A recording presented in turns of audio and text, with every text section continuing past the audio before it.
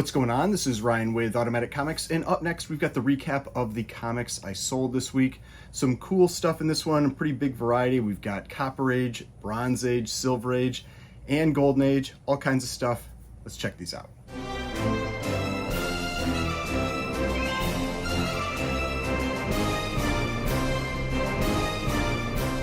So before we get started, please remember to hit that like button and hit the subscribe button if you'd like to see more content like this. So this is, like I've said in the other videos, a series I've been doing for the last few weeks. People have said they've enjoyed it, seeing what types of books other people out there are picking up. And so we go over the books that I sold, what they sold for, if they were public sales. If they're private sales, I don't give out that sales number. And, just talk a little bit about those comics. This week so far, because I've got to ship them out, so I can't wait too long to film these. This week so far, around $3,500. One of the sales was a private sale, so I can't give the exact number, but around $3,500 in sales. There were 4 raw books and 3 graded books. So let's check these out. So the first one here. This was pretty cool. This is one that I picked up this book. Actually, the first 3 are books that I picked up in that Golden Age collection that I picked up along with Big B McFly, the comic guy. We have been selling a few books a week out of that collection. I've talked about that one before. We called it the 24/7 collection, but I've also called it the break-even collection, because that is what I'm hoping to do on that one, is break even on that collection. But it's still been fun to go through it, process it. Listing it, not as much fun, because it's a fair number of books, and listing individual books on eBay is a little arduous task. But first one here is this. Adventures into the Unknown, number 53. So this is from ACG, the American Comic Group. They had a few different runs out there, and a couple of them happen to be pre-code horror, and this is an example of one of those. Now, the cool thing with this one is that a little bit later in the run, and I did a short about it, maybe I'll try to go grab a screen capture from it or something like that, but this True Vision in here, the interior, all of the margins and everything are black. It makes the interiors of these really cool. It's a really unique look that I've only ever seen with this title, or not this title, this publisher. They have, I think, a couple different titles that used that, but pretty cool. It looks really interesting on the inside. It's very unique. But this is Adventures into the Unknown, number 53. This sold for $75 plus shipping and tax and all that kind of stuff. All right, the next one, also from that Golden Age collection. This one is from Atlas. I talked about that. A number of the pre-code horror books that were in that collection were from Atlas. Another pretty big chunk were from the American Comics Group. But this is Journey into Unknown Worlds, number 8. And just Atlas pre-code horror book. And just a little bit lower grade book, but a very solid presenting book. I mean, that's one of the things I talked about with this collection, is that there is a lot of like spine wear and things with a number of these books, but the colors really pop. And this is a very solid presenting copy of this book, Journey into Unknown Worlds, number 8, and only $60. And so that's one of those other things. I think that sometimes people can get a little intimidated with some of the Golden Age, pre-code horror, all of that, because there are some very, very high prices. But there are also some very affordable prices where if you want to just kind of like dip your toe into it, see if it's something that you're interested in, check out some of the interior art, all that kind of thing. It doesn't necessarily have to cost you, hundreds or thousands of dollars, because this one was $60, again, plus shipping, that kind of stuff.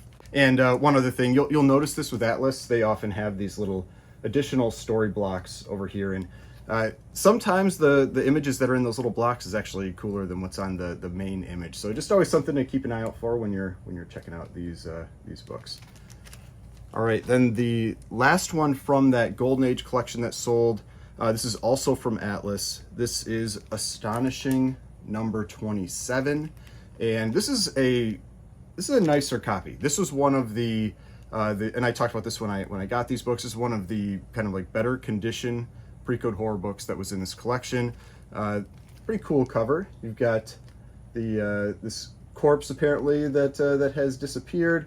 Really nice colors, and a unique background color. That's one of the things I'm often looking for in the Golden Age, just as something that catches my attention. That's why I really like those ones that have those kind of like aqua blue backgrounds. And in this case, you've got this purple background, which just really pops. And again, you can see the Atlas ones, they often have these little additional images on the side here for these other stories.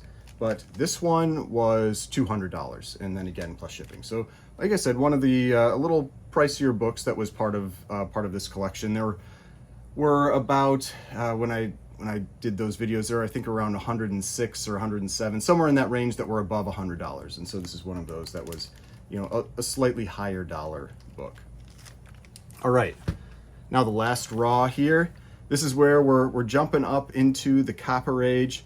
First appearance, a book that got super hot during the comic boom, cooled off a little bit, but still a pretty respectable key. This is Omega Men #3. First appearance of Lobo, very popular DC character, and weird cover. It is an interesting, leave it at that, an interesting cover. But this one was $50, and then again, plus shipping and all of that. So you can see on the little sticker up there, first appearance of Lobo. And this is one that I actually picked up from that local show that I go to. There's one of the booths that I always really like to go to, and this was just one of the books that they had there, and I ended up picking this one up. So Omega Men #3 for $50. All right. Now we will we'll jump to the first of the slabs, and this is the highest grade copy I have ever had of this book. Cool cover. I've had a Stanley signed copy that was also a pretty cool copy as well. But this is Captain America #100. And you can't actually, maybe you can't make out the grade on this one, but the grade on this one is a 9.2. This is a very nice copy of this book. And if you're not familiar with this style of case, if that's something that maybe you're a little bit newer into collecting, or you haven't seen as many of the CGC cases, this is their first generation case. And so this is what the labels look like when they're in their first gen cases, which was like 2000, 2001. Can't remember if it goes into 99 or not, somewhere in that range. But this is their first generation case, has this completely different style of label. They changed to the label that we're used to around, I think, like 2002 or 2003. And they've really used almost the exact same model, just with some slight differences ever since then. But this is a 9.2, really nice condition copy of this book. And this one sold for $1,550. So high grade copy of this, effectively #1. You know, it's one of the big premiere issues. So even though it's Captain America 100, it's technically kind of like Captain America #1 for the Silver Age. Same as when they had the Hulk 102 and Iron Man #1, Submariner #1. They had a number of these big premiere issues, these #1s that were all coming out around this time. I think this was 1968. Yeah, so this is 1968. And first issue continued from Tales of Suspense #99. But yeah, Captain America #100, $1,550 for a 9.2. Really high grade copy of this book. It's actually one of the books that has, I think it's two copies that are 9.9s, and they were graded early, like around the same time as that one. I don't think any new 9.9s have been added for a long time in that book. We'll see. You know, maybe that'll change. All right, then before we get to the last book here, I've got one book that I did have to ship out already. I'll throw the picture of it up over there. This is the one that was a private sale. I did, so I won't give the exact price and that kind of stuff with that book. But this is Haunt of Fear #19 in a CGC 8.0 white pages. Just a crazy cover. This is a Graham Ingalls cover. It's interesting because to me, it doesn't really have so much the feel of Graham Ingalls. The characters that are down in the front, like in the, call it the audience, in the audience feel like Graham Ingalls, but the characters that are up on the like the platform, the executioner and the two people that are going to be beheaded in the ridiculous twin-bladed axe. Doesn't really feel like Graham Ingles to me. But you know, all artists had slightly different styles depending on things. But yeah, cool book. This was I talked about this book when I picked it up. I picked it up actually relatively recently. That, I mean, these high grade ECs and anything like VF or higher is definitely a high grade EC, are tough to come by. White pages are tough to come by, and just really cool to have that one. And a book that I again said this when I picked that one up. It's one of the first pre-code horror books that really caught my attention when I got back into comics and was checking out pre-code horror. It's just such a wild cover. the double-bladed axe, the beheadings, and that kind of stuff. But yeah, Haunt of Fear, number 19, CGC 8.0, white pages copy, just crazy EC book. One of the many crazy pre-code horror EC comics. All right, now for the last one here. I actually sold a magazine. This is one of the magazines that I got graded. I picked up this this magazine as part of a collection. I don't remember about how long ago, maybe a year and a half ago, something like that. I bought a collection that included almost all of Vampirella's 1 through 50. I also had a number of the Eerie magazines. Didn't have issue number 1, had like 2 through 10, something like that. And then Creepy magazines had 1 through 10 or 8, and then a few other things sprinkled in there. Now, if you haven't checked out those videos with that one, like the returns when I picked up that collection, that was a pretty fun one, because that was an original owner collection that I didn't buy originally from the owner. There was someone else that bought it from the owner, then I bought it from them, and they were all in these really old, you call them oily bags. They were all yellowed. The tape was all like kind of like permanently stuck. You had to tear a lot of the bags to even get the books out. And now we got some more Vampirella. So we've got issue number 4, which looks like a Frazetta. This is kind of his style, but it is not a Frazetta cover. Issue number 2.